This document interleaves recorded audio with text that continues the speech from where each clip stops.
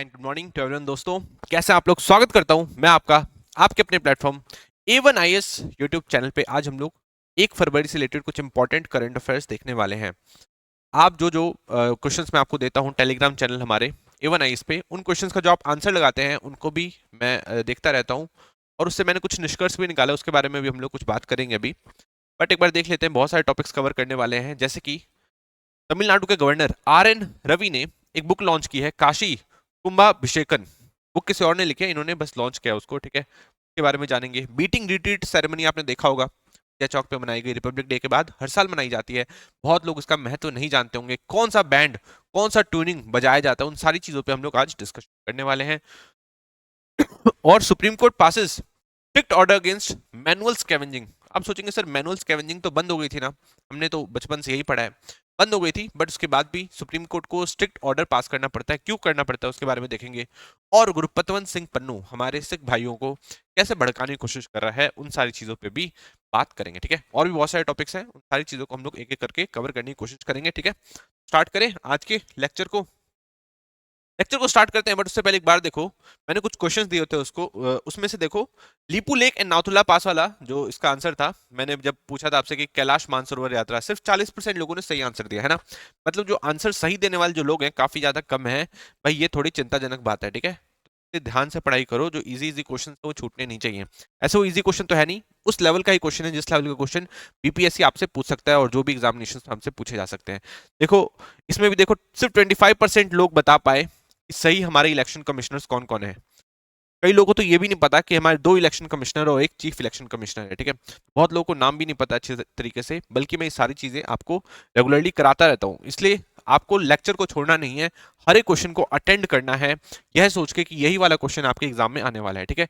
इसमें भी देखिए सिर्फ 43% लोगों ने सही आंसर दिया। फिर देखिए 36% लोगों ने सही आंसर दिया, और एक और देखिए सिर्फ 46%। मतलब हर क्वेश्चंस को 50% से कम ही लोग सही आंसर दे पा रहे हैं। बस एक यूसीसी वाला क्वेश्चन था जिसमें मैंने पूछा था कि कौन से स्टेट में यूसीसी अभी पूरी तरीके से पास हो चुकी है, तो उसका आंसर उत्तराखंड था।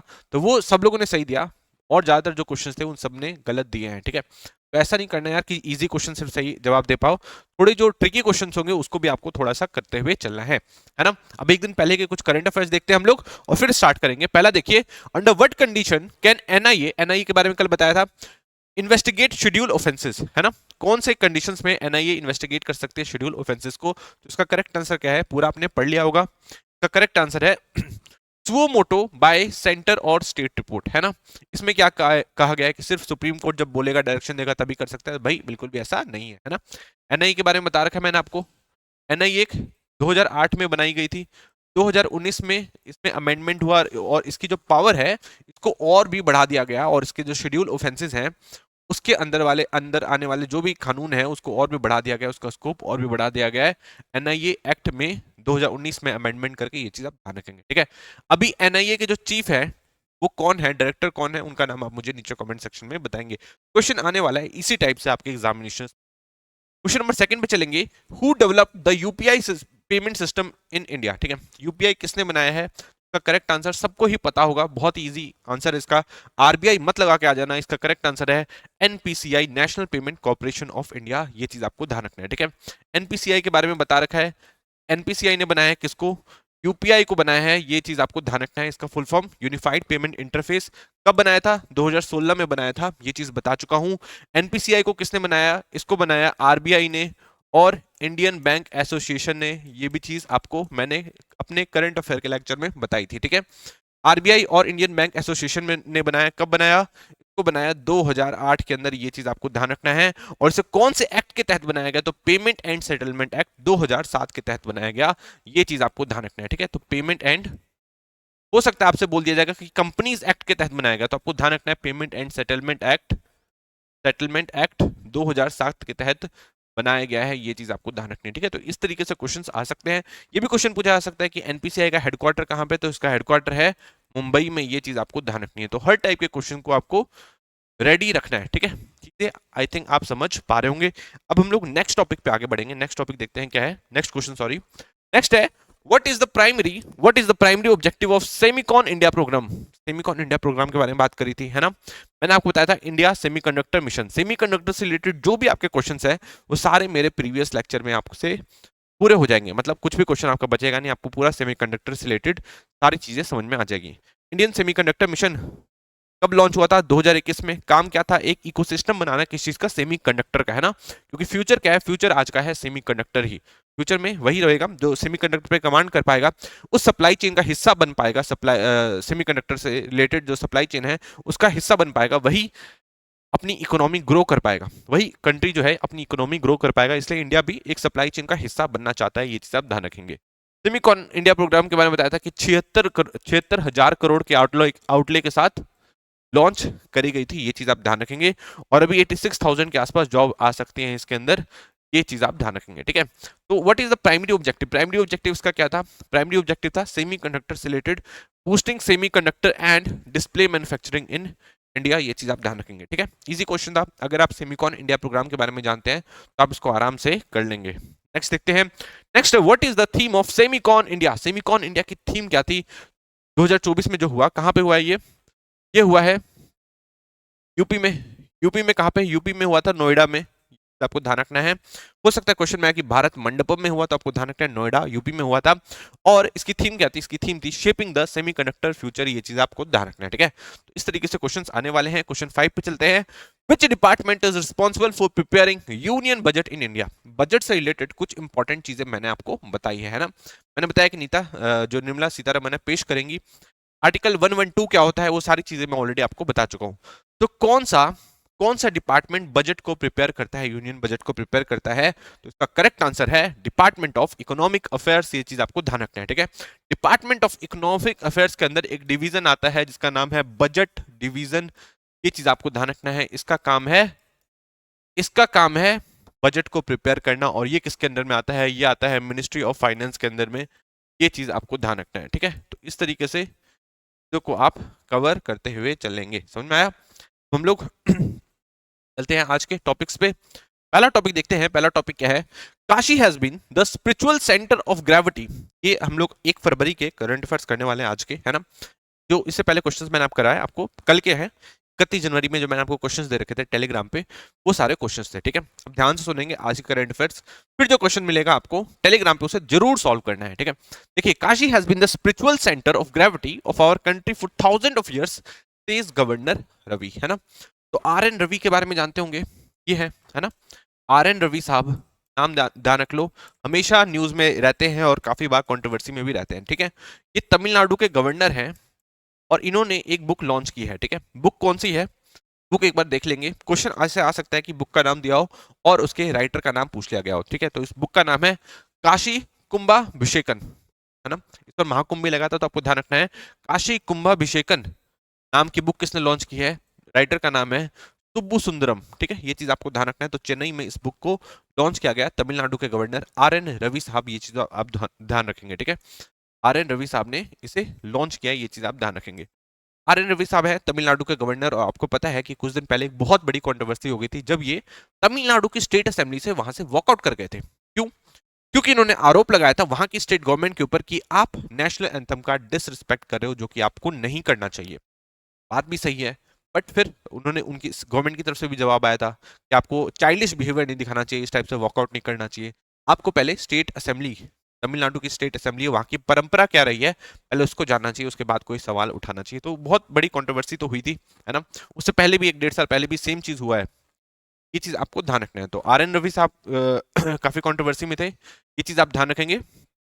इन्होंने ही बुक लॉन्च की है काशी कुंभाभिषेकन, ये चीज आप ध्यान रखेंगे।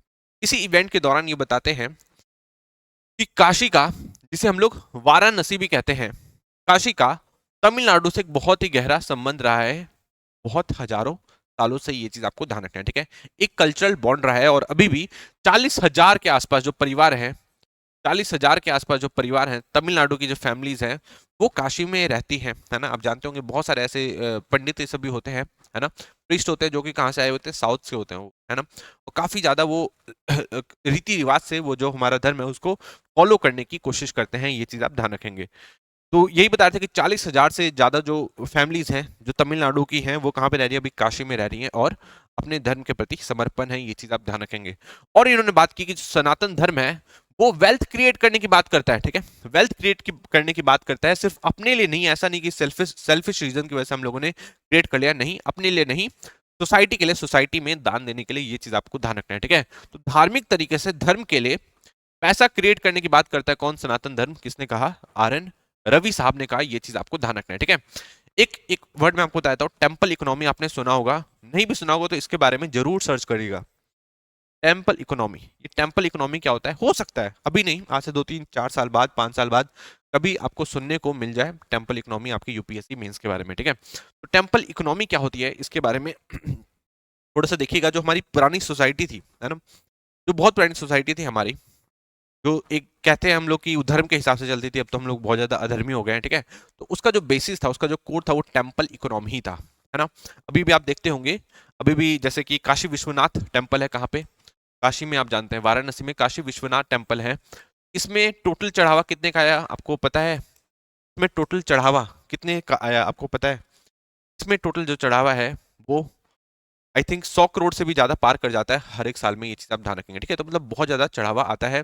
अभी एक मैं रिपोर्ट पढ़ रहा था, उसमें भी बताया गया कि सिर्फ एक साल में राम टेम्पल में 35 करोड़ ज्यादा क्रॉस हो गए थे, 35 करोड़ से भी ज्यादा का जो चढ़ावा है वो चढ़ गया था, ठीक है। अभी भी 5500 करोड़ के पार जा रखा है। तो एक टेम्पल इकोनॉमी क्रिएट हो जाती है टेम्पल के आसपास, और आसपास के जो लोग हैं उनको रोजगार भी मिलता है। तो टेम्पल इकोनॉमी के बारे में आपको थोड़ी बहुत जानकारी होनी चाहिए।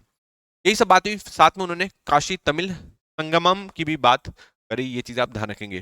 काशी तमिल संगमम क्या है, काशी तमिल संगमम क्या है, इसके बारे में ऑलरेडी मैं बता चुका हूँ। काशी तमिल संगमम हम लोग इस बार मनाने वाले हैं 15 फेब से लेके 24 फेब तक, ये चीज आपको ध्यान रखनी है, ठीक है। इसमें हम लोग क्या करते हैं, इसमें हम लोग काशी का और तमिल का कल्चरल बॉन्ड दिखाने की कोशिश करते हैं, ये चीज आपको ध्यान रखना है, कल्चरल बॉन्ड दिखाने की कोशिश करते हैं, ये चीज आपको ध्यान रखना है, ठीक है। इसको सबसे पहली बार बनाया गया था 2022 में, फिर हुआ 2023 में, और ये इसका चौथा एडिशन है, जो तीसरा एडिशन है, जो कि 2025 में होने वाला है, कहाँ पे, वाराणसी यूपी, आप ध्यान रखेंगे, ठीक है। कैसे मतलब तमिलनाडु का कैसा बॉन्ड रहा है, क्या बोलते हैं, हमेशा से काशी से, उन सारी चीजों पे बात होती है और बहुत सारे लोग आकर मिलते हैं और इस पर विचार करते हैं, ये चीज आप ध्यान रखेंगे, ठीक है। इस बार का जो थीम है काशी तमिल संगम का, वो है ऋषि अगस्त्य के ऊपर। ऋषि अगस्त्य के ऊपर भी मैंने आपको बता रखा था, ये राइटर भी थे, ये क्या बोलते हैं, इस तरीके से आप इनको डॉक्टर भी कह सकते हो, मेडिसिन फील्ड में भी इन्होंने काफी ज्यादा काम किया, एस्ट्रोनॉमी में, वैदिक कल्चर में भी इनके बहुत सारे कॉन्ट्रीब्यूशंस रहे हैं, ठीक है। इनको वन ऑफ द सप्त ऋषिज भी कहा जाता है। तो ये सारी चीजें हैं ऋषि अगस्त्य के ऊपर, और इन्हीं के थीम के ऊपर इस बार का हम लोग काशी तमिल संगमम रखा है हम लोगों ने, ये चीज आप ध्यान रखेंगे, ठीक है। तो समझ में आया काशी तमिल संगमम क्या है, तमिलनाडु का जो कल्चर है उसको कनेक्ट करने की कोशिश करी जा रही है यूपी में, वाराणसी जिसे हम काशी कहते हैं उसके कल्चर से, ये चीज आप ध्यान रखेंगे, ठीक है। और देख लेते हैं, समझ में आ गया ये क्या है, काशी के बारे में हम लोग पढ़ रहे हैं, तो एक बार हम लोग इसको भी थोड़ा सा देखते हुए चलेंगे। ये है काशी विश्वनाथ टेम्पल, ये चीज आप ध्यान रखेंगे, ठीक है। तो अभी काशी विश्वनाथ टेम्पल कॉरिडोर भी स्टार्ट किया गया था, आपको पता ही है, हमेशा जो मोदी जी हैं यहाँ पे जाते रहते हैं, काशी विश्वनाथ टेम्पल कॉरिडोर। पहले जो इसकी आसपास की जो गलियां थी काफी ज्यादा मतलब सिकुड़ी हुई थी, मतलब वहां पे आने जाने की भी जगह नहीं बचती थी, श्रद्धालु बहुत सारे थे पर आने जाने की भी जगह नहीं बचती थी, ये चीज आप ध्यान रखेंगे। बट अब इस पे एक पूरा अच्छी तरीके से कॉरिडोर क्रिएट कर दिया गया है। और ये जो काशी टेम्पल है, ये किस चीज के लिए, लाइक किस चीज के ऊपर बनाया गया है, तो ये शिवा शिवा जो लॉर्ड लॉर्ड शिवा है उनके ऊपर बनाया गया है, ये चीज आपको ध्यान रखना है। ये विष्णु टेम्पल नहीं है, ये शिवा टेम्पल है, ये चीज आप ध्यान रखेंगे। गंगा नदी के किनारे है, ये चीज आप ध्यान रखेंगे, ठीक है। अभी जो स्ट्रक्चर आप देख रहे हैं वहां पे, जो भी स्ट्रक्चर बना हुआ है वहां पे काशी विश्वनाथ टेम्पल का, वो किसने बनाया है, वो बनाया है महारानी अहिल्या भाई होलकर ने, ये चीज आप ध्यान रखेंगे, ठीक है। कब बनाया, महारानी महारानी अहिल्या भाई, अहिल्या बाई होलकर ने बनाया, ये चीज आपको ध्यान रखना है, ठीक है। महारानी अहिल्या बाई होलकर ने बनाया था काशी विश्वनाथ का अभी जो स्ट्रक्चर है, ये चीज आप ध्यान रखेंगे। और इनका जन्म 1725 में हुआ था, ये चीज आप ध्यान रखेंगे। 1725 में हुआ, कहाँ पे, चोंडी विलेज, चोंडी विलेज ध्यान रखना है, नाम के बारे में भी हमेशा आता रहता है, चोंडी विलेज, चोंडी विलेज अहमदनगर में, ठीक है, समझ में आया। अहमदनगर में हुआ था, ये चीज आप ध्यान रखेंगे। अब चोंडी विलेज का है, इसके बारे में आप मुझे नीचे कमेंट सेक्शन में बताएंगे। आई थिंक आप सारी चीजों को कवर कर पा रहे होंगे। अब मैंने महारानी अहिल्याबाई होलकर के बारे में इसलिए बताया क्योंकि अभी देखो उनका 300 साल पूरे कंप्लीट हो रहे हैं उनके जन्म के, मतलब उनके जन्म दिवस के अब 300 साल कंप्लीट हो चुके हैं। तो बहुत ज्यादा चांसेस है कि यहाँ से रिलेटेड कुछ ना कुछ आपके क्वेश्चंस निकल के आ जाए। ठीक है, तो सारी चीजों को कंप्लीट याद करते हुए चलोगे, हर एक चीजों को कनेक्ट करते हुए चलोगे। ठीक है, तो महारानी अहिल्याबाई होलकर ने ही रिकंस्ट्रक्ट किया था, जो अभी अभी विश्वनाथ टेम्पल आप देख रहे हैं उसको रिकंस्ट्रक्ट किया था, और जो सोमनाथ टेम्पल आप गुजरात का जानते हैं उसको भी महारानी अहिल्याबाई होलकर ने ही किया था। ये चीज आप ध्यान रखेंगे। इनका जन्म हुआ था चोंडी विलेज में 31 मई 2025 को, 31 मई 2025 को, है ना, ये चीज आप ध्यान रखेंगे। और 31 मई 2025 को हम लोग एनिवर्सरी मनाते हैं, जन्म दिवस मनाते हैं किसका, महारानी अहिल्याबाई होलकर का। और इसी दिन हम लोग वर्ल्ड नो टोबैको डे भी मनाते हैं, ये भी चीज आपको ध्यान रखनी है। ठीक है, तो हर चीज को कनेक्ट कर लो, world no tobacco day, tobacco day भी बनाते हैं, ये चीज आपको ध्यान रखना है। हर चीज जो है उसको कनेक्ट करके पढ़ने की कोशिश करो, अलग अलग तरीके से मत सोचो। ठीक है, एक ही चीज से कनेक्ट करने की कोशिश करो, चीजें याद रहेगी। आई थिंक आप ये सारी चीजों को समझ पा रहे होंगे, इसके सिग्निफिकेंस को समझ पा रहे होंगे, है ना। काशी विश्वनाथ जो टेम्पल है, इसमें आई थिंक 2 साल में, करीब 2 साल में 12 करोड़ से ज्यादा लोग आ चुके हैं। ठीक है, मतलब काफी ज्यादा लोग जाते हैं वहां पे, हर साल विजिट करते हैं, काफी ज्यादा लोगों की श्रद्धा है वहां पे, ये चीज आपको ध्यान रखना है। ठीक है, आई थिंक आप ये सारी चीजों को समझ पा रहे होंगे। अब हम लोग नेक्स्ट टॉपिक पे जाते हैं। ठीक है, नेक्स्ट टॉपिक देखते हैं क्या है। Nation celebrates beating retreat ceremony eight Raisena hills. तो रायसेना हिल्स पे फिर से बीटिंग रिट्रीट सेरेमनी हुई है। आपको पता है कि हर साल जैसे हमारा रिपब्लिक डे मनाया जाता है, उसके बाद जो हमारे तीनों सेना है ना, इंडियन आर्मी, इंडियन नेवी और इंडियन एयरफोर्स, विजय चौक पे वो लोग परफॉर्मेंस देते हैं, ये चीज आपको ध्यान रखना है। विजय चौक पे वो राष्ट्रपति के समक्ष अपना परफॉर्मेंस देते हैं, अलग अलग ट्यून्स पे वो लोग गाते बजाते हैं, ये चीज आपको ध्यान रखना है। ठीक है, और ये जो पर्टिकुलर सेरेमनी है हर साल ही की जाती है, ये चीज आपको ध्यान रखना है। 26 तारीख के बाद रिपब्लिक डे जैसे हम लोग मनाते हैं, 29 को ये परफॉर्मेंस दी जाती है राष्ट्रपति जी के समक्ष, ये चीज आप ध्यान रखेंगे। ठीक है, आने से पहले, उससे पहले प्रधानमंत्री मोदी जी आएंगे, वीपी जो हमारे हैं वाइस प्रेसिडेंट जगदीप धनखड़ जी आते हैं, और जितने भी बड़े बड़े मिनिस्टर्स हैं वो सारे उस टाइम वहाँ पे प्रेजेंट रहते हैं।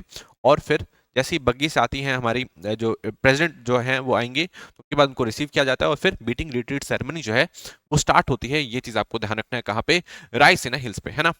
अब इसमें बहुत सारी ट्यूनिंग पे गाना गाया बजाया जाता है, 30 से ज्यादा ट्यूनिंग है उस पर बजाया जाता है, ये चीज आपको ध्यान रखना है। ठीक है, बहुत सारी ट्यून्स हैं, तो एक बार हम लोग उन सारी चीजों को भी देखते हुए चलेंगे। क्वेश्चंस कहीं पे भी आ सकता है, ये चीज आपको ध्यान रखना है। ठीक है, बीटिंग रिट्रीट सेरेमनी, तो मैं तो कहूंगा एक बार आप उसको, उसकी वीडियो भी जाकर देख लेंगे तो काफी कुछ क्लियर हो जाएगी, 1-2 घंटे की आपको वीडियो मिलेगी, है ना। अब इंडियन आर्मी जो है कौन कौन से बैंड पे परफॉर्म करती है, तो वीर सपूत बजाती है, ताकत वतन, मेरा युवा भारत, ध्रुव एंड फौलाद का जिगर। इंडियन नेवी, राष्ट्रीय प्रथम, आत्मनिर्भरता Bharat, spread the light of freedom and Jai Bharati. Indian air force, galaxy rider, stride, रूबरू and millennium flight fantasy. CAPF band, Vijay Bharat, ए वतन तेरे लिए, राजस्थान ट्रूप्स एंड भारत के जवान। फिनाले, फिनाले मतलब लास्ट में क्या होता है, लास्ट में होता है प्रियम भारतम, ए मेरे वतन के लोगों, ड्रमर्स कॉल एंड सारे जहां से अच्छा। तो ये अलग अलग ट्यून्स पे एक तरीके से बजाया जाता है, बीटिंग रिट्रीट सेरेमनी होती है हर साल 26 जनवरी के बाद। ये चीज आपको ध्यान रखना है, कहाँ पे होती है, विजय चौक पे होती है, ये चीज आप ध्यान रखेंगे। ठीक है, इस तरीके से चीजों को आप थोड़ा सा कवर करते हुए चलेंगे। नेक्स्ट टॉपिक की तरफ हम लोग आगे बढ़ते हैं। नेक्स्ट टॉपिक देखिए, supreme court orders a stop on manual scavenging in 6 metros. Supreme court का एक सख्त ऑर्डर आया है कि जो 6 मेट्रो सिटीज हैं, मैं एक बार नाम बता देता हूँ, दिल्ली, मुंबई, चेन्नई, कोलकाता, बैंगलोर, इस पे एकदम स्ट्रिक्टली बैन होना चाहिए, किसमें, मैनुअल स्कैवेंजिंग पे।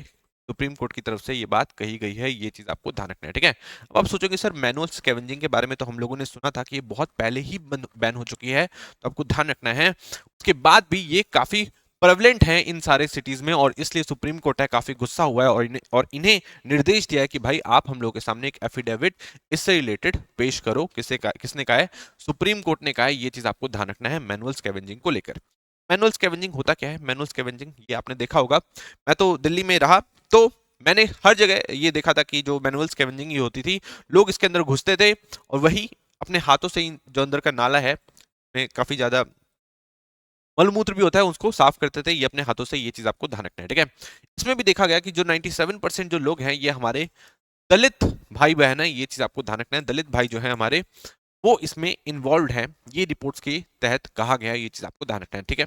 बहुत सारे लोगों की इसमें दम घुट के मौत हो जाती है। इसमें बहुत ज्यादा, आप समझ रहे होंगे, जब हाथ से बिना ग्लव्स ये सब के जब ये सारी चीजें करेंगे तो इनको बहुत सारी बीमारियां होने का भी खतरा रहता है और इन्फेक्शन से इनकी मौत हो जाती है। ये चीज आपको ध्यान रखना है। एक रिपोर्ट के अकॉर्डिंग, मैं रिपोर्ट लेकर आया हूं आपके लिए। एक रिपोर्ट में कहा गया कि 75 केसेस, 94 लोगों की सॉरी मौत हो चुकी है लास्ट के 15 सालों में, ठीक है। ये तो ऑफिशियली बात कही गई है। कुछ कुछ रिपोर्ट्स में ये भी कहा गया है कि 400 से ज्यादा लोग जो हैं उनकी मौत हो चुकी है मैनुअल स्कैवेंजिंग करने के बाद, ठीक है, क्योंकि वो मैनुअल स्कैवेंजिंग में इन्वॉल्व थे।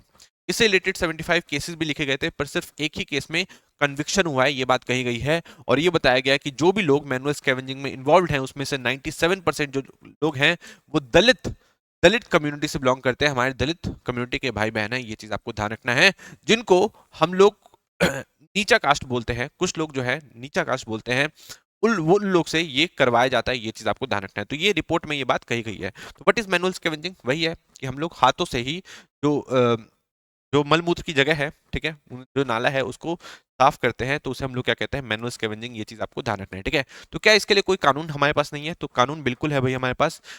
Prohibition of employment as manual scavengers and the rehabilitation act 2013, ठीक है। बट इस कानून आने के बाद भी इससे ज्यादा कुछ सुधरा नहीं, क्योंकि मैनुअल स्कैवेंजिंग अभी भी आप दिल्ली जैसे जगह में जाएंगे तो आपको देखने को मिल जाएगी, काफी ज्यादा प्रेवलेंट है और पुलिस भी उसमें रोकने का कुछ काम नहीं कर पाती। ये चीज आपको ध्यान रखना है, ठीक है। अभी हाल ही में नमस्ते स्कीम आई थी। नमस्ते स्कीम, इसमें क्या था कि यही जो मैनुअल स्कैवेंजर्स है इनको रिहेबिलिटेट करने की बात करी थी। ये चीज आपको ध्यान रखना है, मैनुअल स्कैवेंजर्स को रिहेबिलिटेट करने की बात करी थी 2023 के नमस्ते स्कीम में प्राइम मिनिस्टर मोदी जी लेकर आए थे। ये चीज आपको ध्यान रखना है, ठीक है। अब देखते हैं इन पे कितनी, मतलब इसके आने से कितना काम होता है, क्योंकि कानून तो हमारे पास पहले से ही था। ये चीज आपको ध्यान रखना है, ठीक है। तो यही सेम चीज है, इसमें बहुत सारे वर्कशॉप्स हो रहे हैं और एक तरीके से सोसाइटी को जागरूक करने की जरूरत हो रही है, क्योंकि अब हमारे पास बहुत सारी टेक्नोलॉजीज आ गई हैं जिससे हम लोग स्कैवेंजिंग वाला काम है वो करवा सकते हैं। जरूरी नहीं है कि कोई इंसान जाए वही जाकर साफ करे, तभी चीजें साफ होंगी, सेप्टिक टैंक से सब साफ होंगे। ये चीज आपको ध्यान रखना है, ठीक है। एक और रिपोर्ट में कहा गया था कि 2018 से 23 में 400 लोगों की मौत हो चुकी है सेप्टिक टैंक क्लीन करने के चलते। सीवर्स को क्लीन करते करते 400 लोगों से ज्यादा की मौत हो चुकी है। ये चीज आपको ध्यान रखना है, ठीक है। मतलब ये उनके डिग्निटी को बहुत बुरी तरीके से असर करता है। ये चीज आप ध्यान रखेंगे। आई थिंक आप ये सारी चीजों को समझ पा रहे होंगे।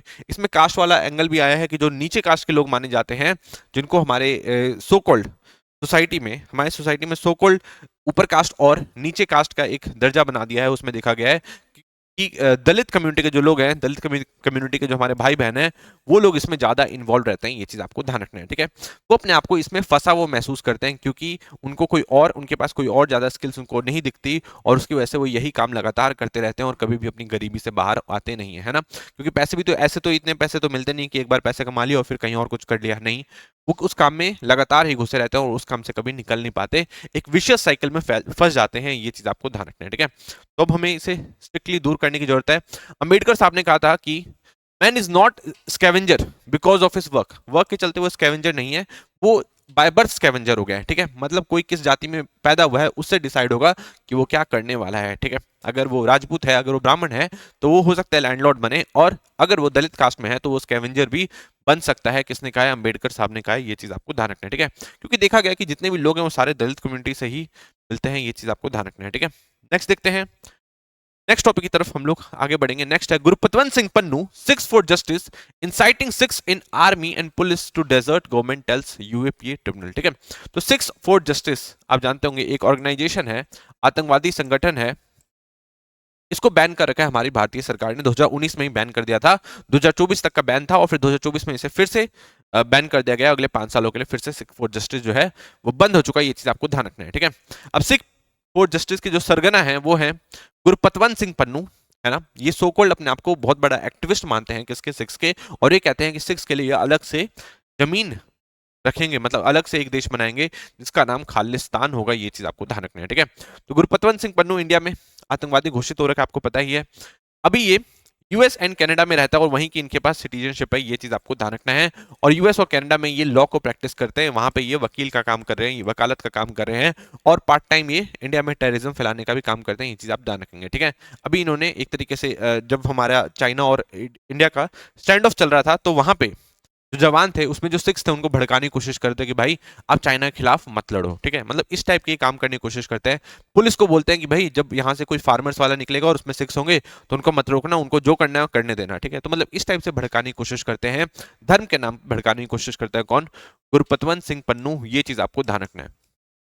आई थिंक आप ये सारी चीजों को समझ पा रहे होगे। और ये सारा जो रिस्पॉन्स है ये मैं अपनी तरफ से नहीं कह रहा, ये गवर्नमेंट ने फाइल किया है कहाँ पे?